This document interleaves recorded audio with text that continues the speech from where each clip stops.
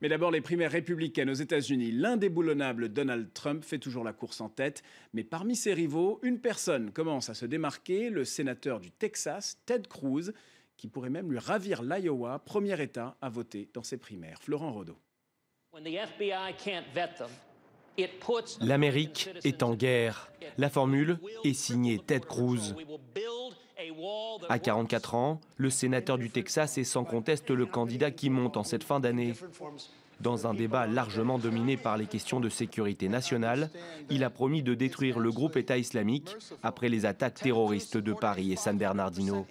Ted Cruz en a également profité pour détailler sa politique sécuritaire.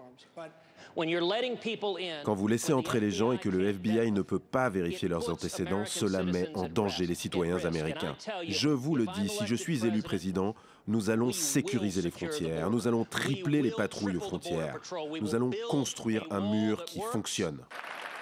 À 7 semaines du lancement de la primaire républicaine, Ted Cruz vient de réaliser une percée fulgurante dans les sondages.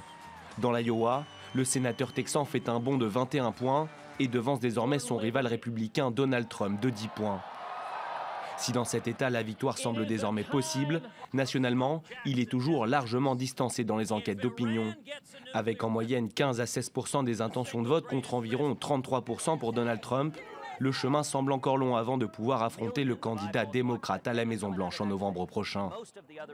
Mais une victoire dans l'Iowa, bastion des chrétiens conservateurs évangéliques, le 1er février prochain, lui donnerait sans aucun doute un autre statut. Depuis 1972, l'Iowa est l'État qui lance le long processus pour la désignation du président américain.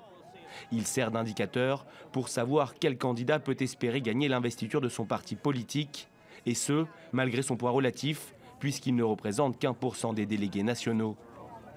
Donald Trump, qui voit d'un mauvais œil son ascension, n'a pas hésité à traiter son nouveau rival d'un peu allumé. D'autres lui reprochent son manque d'expérience politique, Ted Cruz n'ayant passé que 4 ans au Sénat. Une inexpérience supposée qui rappelle celle d'un certain Barack Obama en 2008, à la veille de sa première élection à la Maison-Blanche.